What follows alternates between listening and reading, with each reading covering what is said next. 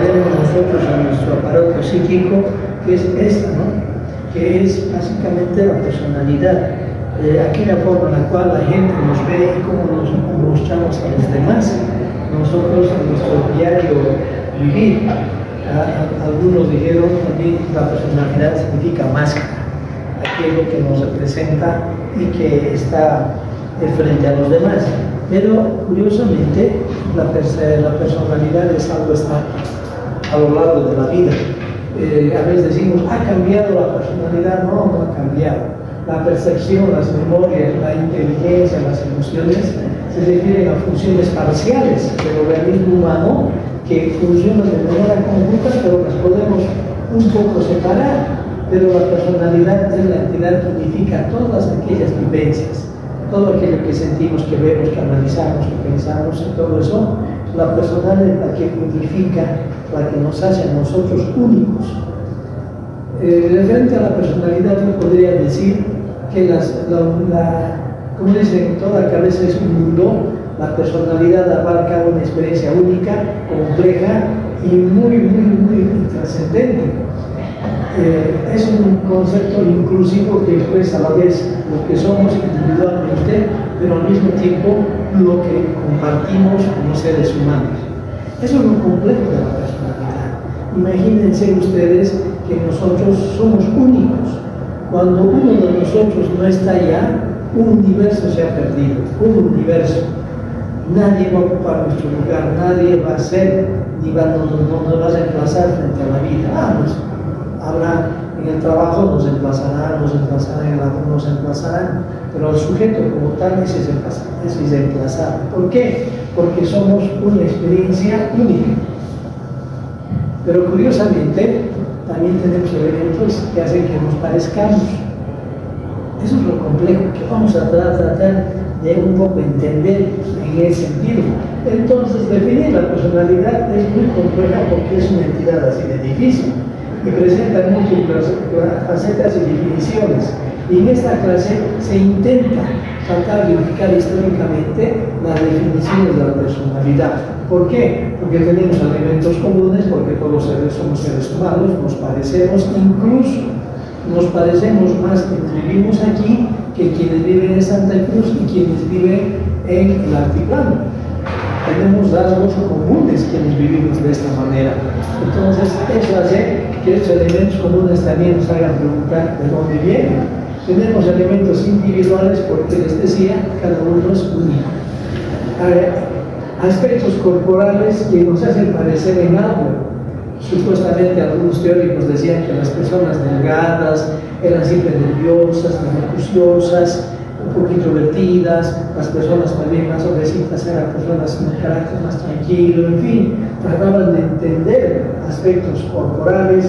Luego tenemos los aspectos psíquicos, la forma en la cual nosotros en nuestra biografía entendemos nuestra vida, y también los aspectos sociales y culturales que imprimen en nuestro desarrollo nuestra forma de ser.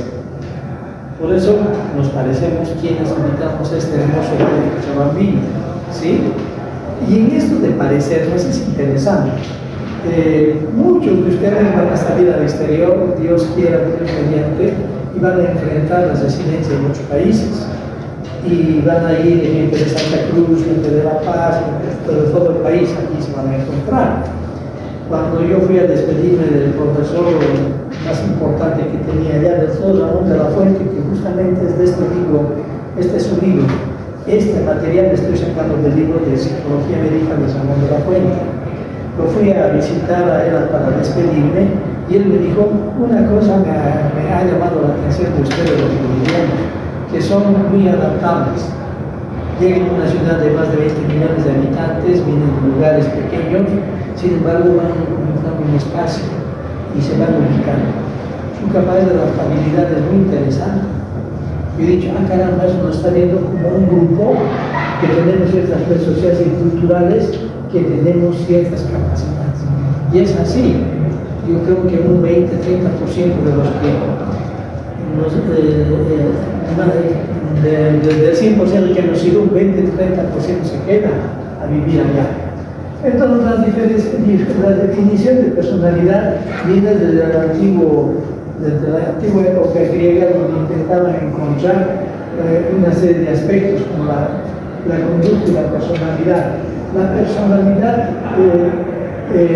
se podría también definir como carácter, que proviene del griego, que significa carazo, que es esculpir o grabar. Esto significa que la personalidad es lo que está escrito en piedra en nosotros y no cambia. Maduramos, cambian nuestras conductas, cambia nuestra forma de acercarnos al mundo, pero lo que somos nosotros en esencia no va a cambiar. Es lo más estable que tenemos a lo largo del tiempo. Entonces, esa es una visión primera que se hace, que está impreso con piedra, y algunos llaman que es también la máscara o la careta con las cuales nosotros nos presentamos. Pero el concepto fundamental es que la personalidad es la integración de todo el funcionamiento social, todo el funcionamiento social. En un momento yo puedo estar triste, aburrido, en otro momento puedo estar contento, feliz, pero no es que esté cambiando mi personalidad, lo que cambia es la expresión de mis emociones, ¿sí? Entonces, esto es una cosa importante que tenemos que decir. Murray ha dicho una frase muy interesante y muy compleja. ¿Qué dice Murray? Un especialista y que ha estado trabajando con la personalidad.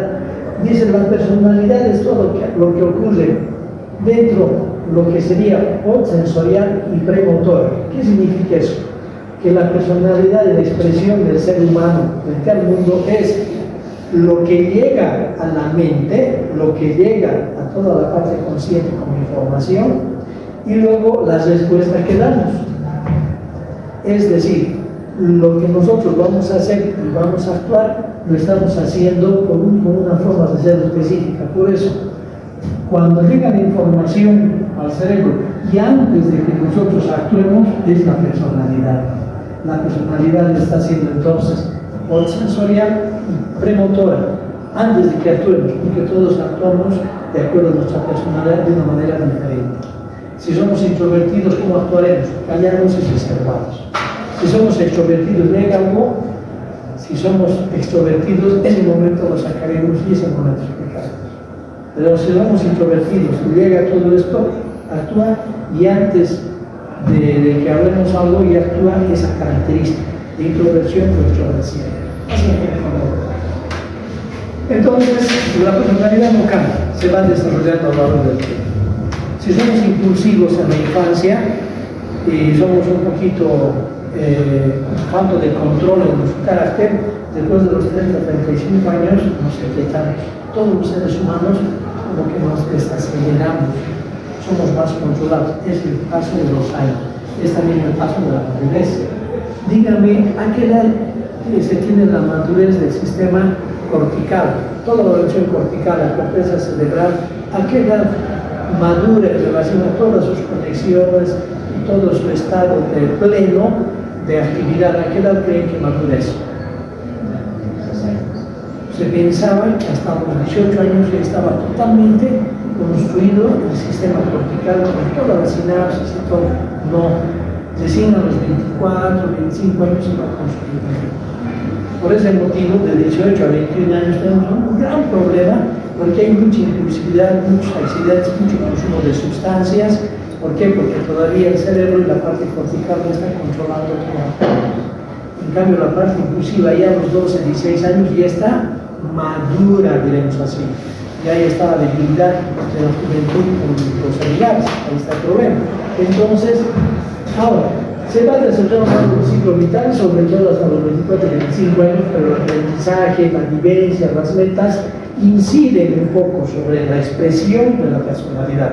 No la cambian, pero lo que hace que su representación sea un poco más madura y más pertinente. Eso es así. Estamos en un proceso. Ustedes todavía están en un proceso muy dinámico de agarrar y de que su cerebro siga aprendiendo más y siga modificándose. Eso es muy importante. Es curioso también saber que la personalidad ya define un poco con los aspectos genéticos. Hay cosas que ya heredamos en nuestra personalidad. En la personalidad entonces hay componentes comunes, componentes mismos peculiares, por lo tanto algunos componentes como la inteligencia, la sensibilidad, la flexibilidad frente a los eventos, tienen una base genética poderosa, al igual que las disfunciones temperamentales. Eso de ser explosivo, la vivacidad, la energía, todo esto ya está dada genéticamente. Por eso hay bebés que pueden dormir plácidamente, aunque haya ruidos alrededor, esté encendida la tele, los papás están conversando y el bebé duerme, tranquilo. Hay muchos estímulos duermen. Y otros bebés que más bien son tan sensibles que si nosotros hacemos ruido en el piso de madera en la casa, el bebé puede despertar y ponerse a llorar. Esto desde el nacimiento ya viene porque tiene una base genética. Y esto es lo que más es más genético. Inteligencia, ansiedad, flexibilidad, electricidad, vivacidad, energía, son más o menos aspectos genéticos, pero hay otros aspectos que son más sociales. 8 componentes entonces son más sociales. ¿Por qué? Porque la sociedad tiene que ver en esto. La sociedad nos inculca valores, metas, prohibiciones, y de esa manera entonces nosotros también, la personalidad se va confeccionando con aspectos sociales. Estos valores, estas metas nos van poniendo de esa manera, de tal manera que si nosotros tenemos una tristeza y nos ponemos a llorar, hermano, tranquilo. En Inglaterra un inglés se pone a llorar, lo llevan al psiquiátrico. Bueno, no es común esa expresividad, significa aquí una depresión tan grave que es psicótica. Pero nosotros no, es una expresión de nuestra forma de ser dentro de los valores y las características socioculturales. Entonces también estamos conformados por eso. Entonces, de tal manera que la personalidad tiene 2 componentes importantes. Primero, lo genético, por lo que ya nacemos. Y esto es parte de lo que nuestros padres nos transmiten. Tenemos rasgos de nuestros padres. ¿No ven? La forma de ser de ellos y todo eso, también aparte del componente superior y todo eso que hablábamos, también está en el sentido de que nos va conformando. Y la sociedad va moldeando. Alguien dijo, ¿por qué motivo el bebé necesita tantos meses para desarrollarse y crecer? Porque un bebé tiene que estar cuidado 1 o 2 años para que pueda por lo menos empezar a caminar. Porque no es como los pollitos que nacen y por sí solos empiezan a picotear el piso y empiezan a alimentarse. Porque este proceso de desarrollo de la corteza cerebral requiere mucho tiempo y además la sociedad también tiene que imprimir el sujeto que esa sociedad necesita. Entonces los bebés son como una especie de frasco de cristal que al fuego se le va dando forma un poquito para que nosotros podamos tener un ser humano que junto con los aspectos genéticos y la experiencia social se amolde y se acomode a un determinado requerimiento de cada sociedad. Y de esa manera es el Cristo, ¿sí? Esa fertilidad latina, esa forma de expresarnos con los demás, expresar mucho cariño y todo eso, es tan diferente a la gente de Europa que allá no es eso, nos da la mano por la hora y para de contar. No hay este tipo de experiencia. Muy bien, esta clase, como decíamos, basa en los aspectos históricos.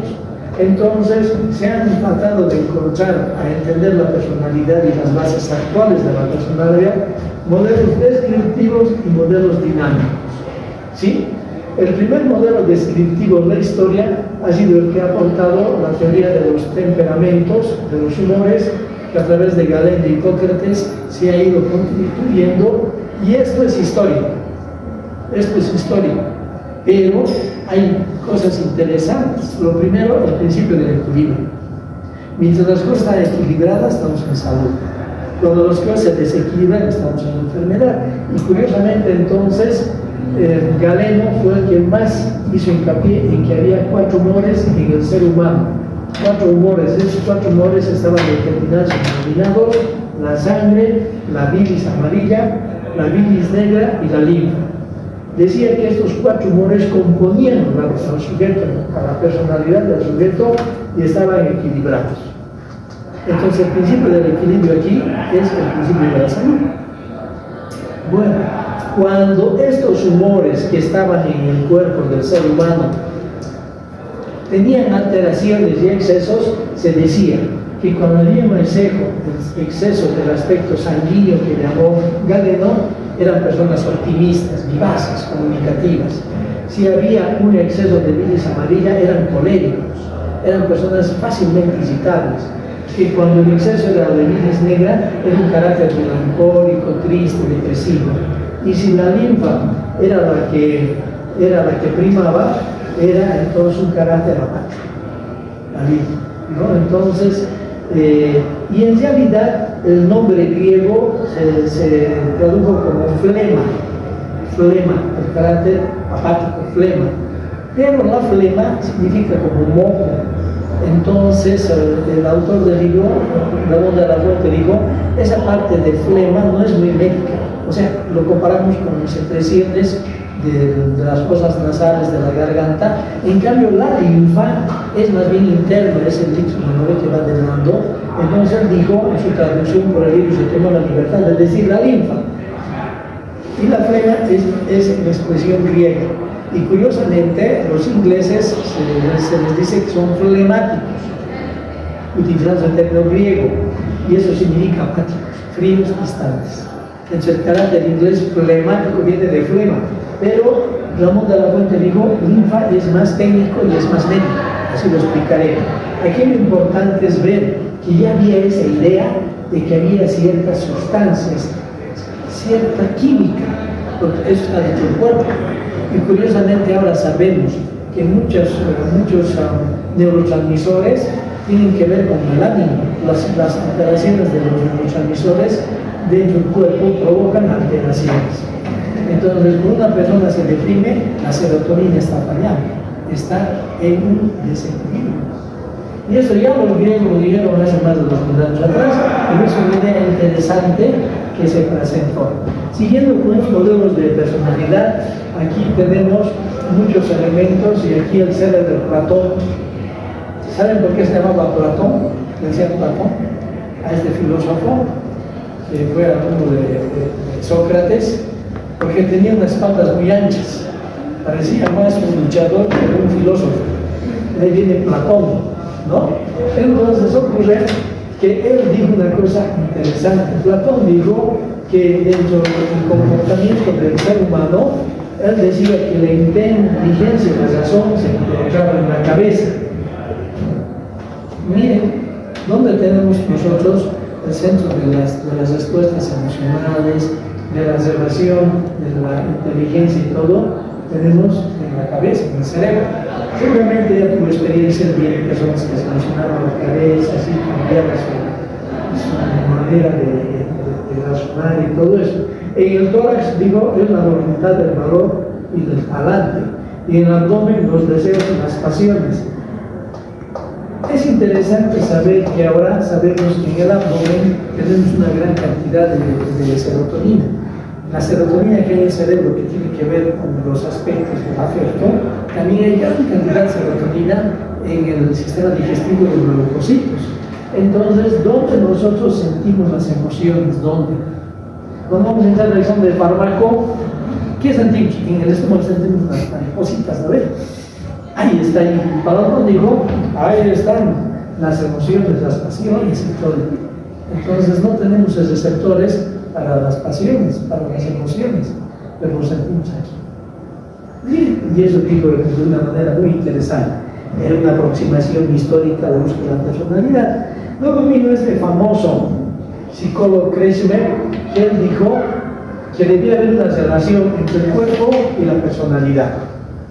Actualmente decimos que eso no es una relación adecuada, no es una forma adecuada de ser, pero históricamente ha quedado en la historia de la psicología como un aporte y una forma de tratar de encontrar esto.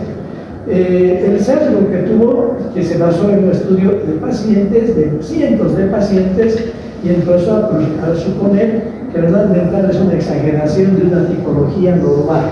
Digo que las personas van gorditas, como la primera figura de mi derecha, se llamaba Piggy, era una persona gordita, con más masa abdominal y todo eso, y su forma de ser, su carácter, era ciclotímico, varía, iba entre la tristeza o la alegría, dentro de lo normal. Era dicharachero, hablador, cuando estaba así contento, y un poco callado cuando estaba más deprimido, y que cuando se enfermaba surgía el trastorno bipolar, una enfermedad entre la manía y la depresión. Entonces, esto observó que la mayoría de los pacientes con trastorno bipolar tenían ese carácter rígido. El atlético, como su nombre indica, es una persona que tiene el desarrollo adecuado de la masa muscular, y él habló que tenía un poco viscoso, un poco untuoso en su relación con los demás, pero era muy temperamental e impulsivo. Y el leptosómico, que es la persona delgada, flaca, un poquito encorvada y todo eso, él dijo, es un paciente que tiene tendencia al aislamiento, un carácter muy exacerbado, delgada, flaca, y que cuando esto se derivaba hacia la enfermedad, se podía tener la esquizofrenia, o sea, una alteración psicótica, que ese era el carácter esquizofrénico. Y habló de una forma displásica que era la mezcla de estas tres cosas y que no entraba bien en la clasificación. Esto lo hizo suponiendo a los pacientes, observando pacientes. El otro que manejó esto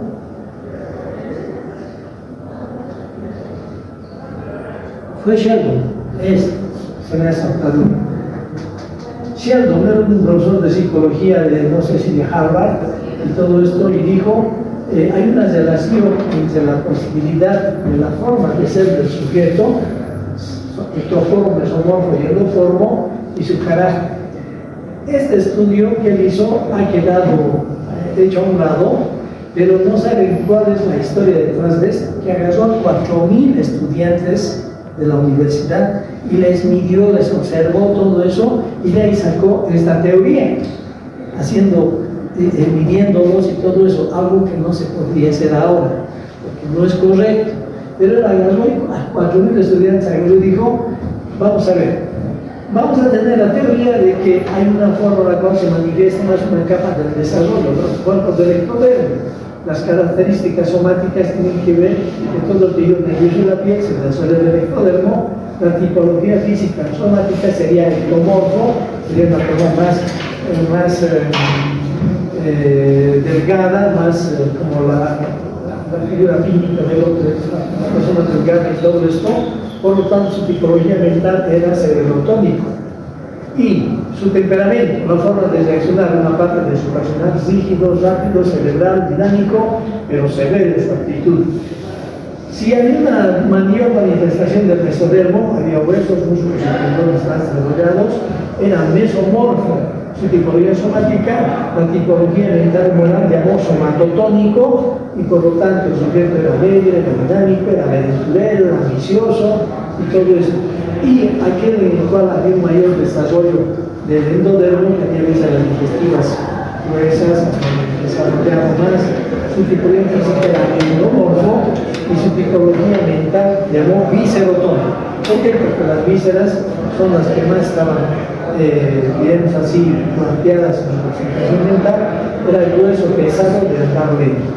Esta clasificación también fue hecha a un lado y lo tenemos acá como histórico y como una búsqueda de encontrar alguna relación en el aspecto físico con el aspecto de la personalidad, pero no había relación. Lo curioso es que este estudio fue hecho en estudiantes. Ya yendo más hacia la actualidad, tenemos nosotros que hablar de algunos autores, como este autor Grinker, que dijo que la configuración corporal o la estructura ósea no son bienes adecuados de los procesos internos y fue desechando las ideas anteriores. Dijo que los niveles bioquímicos de ciertas sustancias, niveles hormonales, actividades secretorias, estas influyen en relación con su ambiente personal. Esto ya empezó a acercarse a todas las teorías sobre los neurotransmisores y su manifestación sobre el cuerpo. Carl Gustav Jung, él es un psicólogo psicoanalista que su máxima expresión de su actividad fue más o menos en 1900, 1920, creo que en 2002 falleció. Bueno, este Carl Gustav Jung se peleó con Freud. Freud era profesor suyo, él entró como muy buen alumno, pero después tuvo diferencias con él. Porque Freud enfatizaba en que todos los humanos y los conflictos psíquicos iban por la sexualidad. él dijo que no, que esa no era la idea, empezó a separar, y él dijo que todos los seres humanos tenemos rasgos de nuestra personalidad que se mueven entre la introversión y la extroversión. Dice que todos nosotros o somos introvertidos o somos extrovertidos, ¿ya? Pero poco a poco habló de que nos vamos teniendo la posibilidad de tener uno más del otro. Los extremos son más raros, totalmente introvertido o totalmente extrovertido. El introvertido no es solamente quien se expresa poco, sino que tiene una vida interior más rica, más reflexiva. El extrovertido es el más que vive hacia afuera, más dinámico, más con planes y todo eso. Digo que los seres humanos nos movemos en este ámbito, en esta posibilidad. Habrá gente que es más o menos introvertida, pero más extrovertida. Habrá gente que tenga muy poco de introversión y grande de extroversión, o a la inversa. Él dijo que así nos manejamos los seres humanos. Y curiosamente, esto lo hizo viendo a dos colegas suyos. El doctor Adler, que era muy introvertido, y Freud, que era muy extrovertido. Y entonces, analizándolos a los dos, digo, estos me parecen los extremos de teoría, la introversión y la extroversión. Y de esta manera, entonces, aportó con esto a este rasgo que es importante en la escritura de la personalidad, Carl Gustav Jung.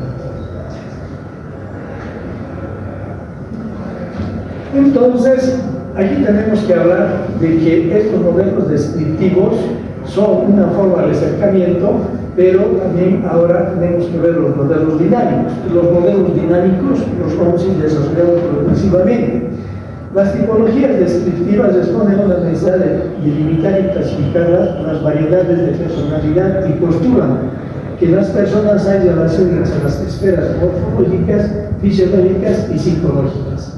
Pero estos modelos descriptivos sirven más para clasificar, pero no para describir de individualidad. Por lo tanto, históricamente han quedado un poco en rezago los aspectos descriptivos. Ahora un poco más nos vamos a los modelos dinámicos, que están mucho más cerca de lo que es nuestra forma actual de entender eso. Entonces, dentro de los modelos dinámicos ya entenderemos que se habla de fuerzas, de energías y de cosas que suceden en el ser humano.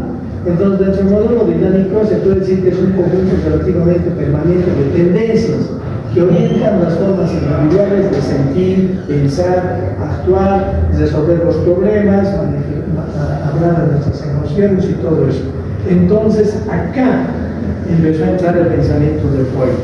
Y Freud dijo que la personalidad se mueve de acuerdo a instintos, a necesidades y a pulsiones, que estas tres formas son situaciones que están expresas en la forma de actuar de nosotros y que mueven a la personalidad. A esa forma única que tenemos las hace como un motor para interactuar. ¿Cómo podemos entender entonces esto? Entonces tenemos los instintos, que es la evidencia biológica, las necesidades que deben ser cubiertas por nosotros y las pulsiones, que es parte de nuestra vida inconsciente. Entonces, los instintos. ¿Qué es un instinto para el pensamiento freudiano, para entender la personalidad? Es un mecanismo neural organizado, sensible a ciertos estímulos que despiertan cierta conducta. Ustedes observen los documentales que hay de los tigres que van a cazar. El tigre está sentado y de repente ve una presa, y ¿qué hace?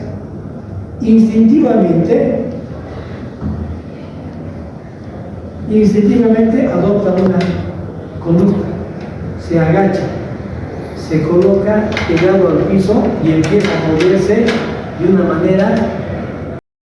No es que es algo que se le ocurre hacer ese momento, sino que ya está en su cerebro programado ese tipo de conductas y sabe cómo moverse para no hacer ruido, porque a la primera paja que pise y que quiebre y suena, la presa escapa. Sabe cómo moverse, cómo mimetizarse y cómo se ir acercando. No actúa de una manera impulsiva, sino actúa de una manera instintiva. Entonces todo el sistema se dispara de manera instintiva. Sucede de que hay una ave que tiene un pico como una cuchara, que cuando está empollando de repente un huevo se sale del nido porque tenía el piso, en polla, sale el huevo, agarra, levanta el pico y lo vas a hacer los movimientos de un lado al otro, porque el huevo no es circular, ¿ves? Va así de un lado a otro lado, y con su pico agarra y lo acerca nuevamente al nido. Si en ese momento se le quitan los huevos, se vuelve a sentar, y de rato en rato se levanta, no hay nada, no hay huevo, nada, va, apoya el pico en el piso y hace el movimiento desde retroceder, como si estuviera acercando al nido un huevo que se ha salido del nido. Eso es instintivo. El aparato, entonces, es un mecanismo organizado que ante ciertos estímulos o ciertos momentos de la vida se dispara. Eso es totalmente instintivo. Mientras estemos más cerca nosotros de las especies inferiores, hay más instinto. Nosotros nos hemos ido separando del instinto. Pero Freud dice, no, todavía hay cosas instintivas. Y habló de esto, de una pulsión de Eros y Thanatos. Habló de una pulsión que tenía que ver con el deseo hacia la vida y hacia la muerte. Dice que todos los seres humanos tenemos instintos que han quedado en un sistema inconsciente y que son instintos para la vida, no son instintos para la muerte. Vamos a ver. En cambio, las necesidades son expresiones del medio interno que impulsan a restablecer el equilibrio. Obviamente, tenemos sed, tenemos que tomar líquido, ya son necesidades, y el hombre se basa más en necesidades que en instintos. Esto ya es más humano. Entonces, la sed, el hambre, la actividad sexual, la actividad exploratoria son necesidades que tiene el hombre, ya no son instintos. Y eso es algo que nosotros hacemos. Y la pulsión es la fuerza con la cual se va manejando el cubrir las necesidades. Si uno tiene hambre, la energía para conseguir alimento, si no ha desayunado a las 10 de la mañana, es más o menos importante. Piensen cómo es la pulsión para comer a las 12, mayor. Y si no ha podido almorzar porque a un profesor se le ha podido llamarles a que tengan esa clase, a las 3 de la tarde la pulsión se está aquí porque esa fuerza que tiene que ser dirigida para la alimentación sigue aumentando. La pulsión está en relación a cubrir la necesidad. Entonces, la pulsión es esa energía para cubrir esta necesidad. Y aquí nos movemos los seres humanos. Por eso decimos que la actividad sexual no es instintiva, es una necesidad. ¿Por qué? Porque actúa la corteza cerebral, y la corteza cerebral lo que hace es determinar cuándo, cómo, dónde vamos a requerir cubrir nuestra actividad sexual a través de esta función. En el instinto no. En el instinto los animales actúan de acuerdo. Entonces, dentro de este modelo dinámico de la personalidad, la información que reciben los centros nerviosos provienen del medio interno, como son las variaciones morales, los receptores, órganos de los sentidos y todo esto, que hacen que nosotros tengamos que cubrir las necesidades. Y aquí viene esta idea fundamental del instinto de Freud, que dice que nosotros todavía mantenemos el Eros y el Thanatos. Este instinto de vida es el que nos lleva a nosotros a configurar la respuesta sexual y la tendencia hacia la vida.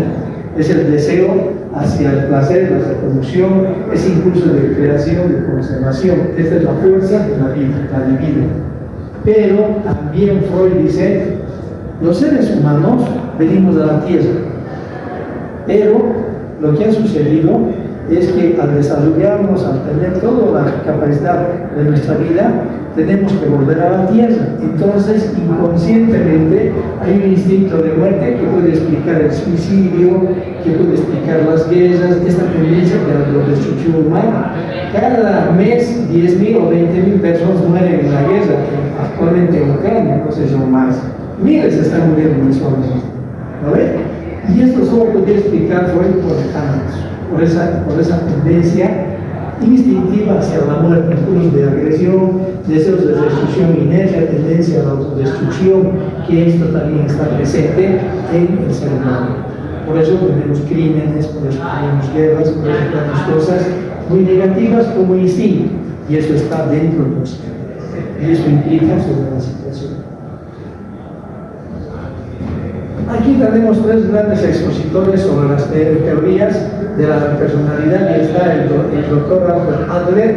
Dijo que la base de la personalidad, lo que mueve a la personalidad, es un anhelo de superioridad, que todos los seres humanos tendemos a tratar de mostrarnos superiores a los demás. Erich Fromm, que es un psicoanalista que ha trabajado mucho en México, este psicoanalista agarra las palabras de Erich Fromm, de Freud, y dice: yo reconozco que hay una tendencia hacia la vida y una tendencia hacia la muerte. O sea, en cierta manera cumple un poquito lo que es el pensamiento de Freud. Y Konrad Lorenz, que es el señor premio Nobel de 1900 y fracción, que no recuerdo, él habló que había una pulsión agresiva intraespecífica primaria en los animales, pero que un fin es la conservación de la especie. Por ejemplo, hay unos castores que les dije, unos roedores que están en el norte de Europa, que cuando empiezan a sobrepoblarse se suicidan, en masa se suicidan para que haya alimento para los demás. Entonces dijo él, lo más importante es que hay una función para conservar la especie. Para conservar la especie. De esa manera vio en los humanos. Él fue premio Nobel de Medicina y Fisiología por esto. Él descubrió que cuando un pato rompe el cascarón, la primera figura que ve la vas a reconocer como si fuera su madre. A eso se llama impronta. Descubrió que en ese momento del nacimiento, cuando el patito vea la figura que está delante, va a ser su madre. Y entonces él agarró y hizo ese experimento. Y tuvo varios patitos, estuvo cerca de él, y él donde caminaba, donde iba, le seguían. Toda la parvada de patos lo seguían a él porque él era la madre. Porque en el momento de la eclosión él estaba presente. Eso es algo que también tenemos los seres humanos. Por eso cuando nacemos tiene que haber una directa relación con la madre para que se haga esa unidad del niño, del bebé y su madre. ¿Por qué? Porque se va a producir la impronta. Si lo separamos durante varios días, semanas, hay una separación, eso puede afectar psíquicamente al bebé. Y eso ocurre lastimosamente cuando hay problemas de incubadora y todo eso, fallan algunas cosas. Entonces, la impronta es muy interesante desarrollo de esta sujeto. Entonces, entrando en estos aspectos de la personalidad, Gordon Allport dijo que había una autonomía funcional de los motivos, que una conducta puede convertirse en un fin. El grado de autonomía de la motivación es una medida de su madurez. ¿Qué dijo Allport? Que el ser humano es bastante complejo, que no solamente se rige por los premios, sino por la autonomía. En los chimpancés también se ha visto esto. A un chimpancé se le dieron figuras para que ordene, y las ordenaba y le daban un plato. Otra vez las desordenaban, otra vez ordenaban, se acuerda el tamaño, algo, le daban otro plátano. Y desde el punto que hizo el chimpancé, empezó por sí solo a desarmar y armar, a desarmar y armar. Como que empezó a decir, no quiero plátano, lo que quiero es divertirme. Entonces Allport dice que los seres humanos tenemos tendencia más bien a la autonomía, y esta autonomía es cuando nosotros hacemos lo que queremos hacer, no lo que nos obligan a hacer. Entonces Freud tuvo el hecho de que hubo dos divisiones entre Freud y Freud. Freud dijo que la personalidad esencialmente depende del organismo, es biológico. En cambio Freud y Sullivan dijeron hay que ver la tendencia a condiciones de la natura social del hombre. ¿Qué dijo Freud y Sullivan? Que la sociedad importa tanto como lo biológico. Entonces, porque Freud se quedó en instintos y esto es biológico. En cambio, Freud y Sullivan, no, es importante lo que ustedes como sociedad hacen sobre el ser humano. Eso es una cosa muy interesante. Ya terminando, podemos decir que la conducta humana no puede ser explicada solo por motivos racionales. Lo que hacemos no solamente tiene este aspecto. Existen procesos irracionales e inconscientes. Freud abordó el inconsciente a través del análisis de la transferencia, de la interpretación de los sueños, las acciones libres, mecanismos de defensa y todo eso. Entonces, el inconsciente está presente y esta lámina habla de que nosotros entonces tenemos también una tendencia a autoengañarnos inconscientemente para preservar nuestro autoimagen. También está presente en la personalidad. Por lo tanto, tenemos una imagen social, la que nos mostramos a todos y cómo queremos que nos vean. ¿Sí? El autoengaño, el creer cosas que solo nosotros queremos creer, pero de forma inconsciente y funciona como defensa para preservar nuestra identidad, nuestra imagen social. Los mecanismos de defensa están en el inconsciente, la distorsión de la realidad de la negación también están en el consciente. Y este inconsciente permite mantener una imagen coherente a todo y demás, porque estás deprimido. Solamente es una función. Entonces también la personalidad tiene parte consciente y una parte inconsciente. ¿Y esto lo podemos comprobar? Sí, lo podemos comprobar. Miguel Aceves Mejía era un cantante mexicano que era muy bueno con los falsetes, famosísimo, en la década del 50, pero tenía un defecto, tartamudeaba. Cuando cantaba bien, pero cuando se ponía a hablar empezaba a tartamudear y tendría unos ya de 12, 13 años cuando era patente que tartamudeaba y trabajaba en una fábrica de la Ford en México, en Chihuahua, que era ayudante mecánico. Y se podía cantar y cantaba sin tartamudear y cantaba muy bien. Y entonces me invitaron a un concurso donde él ganó un premio y de ahí empezó a grabar discos.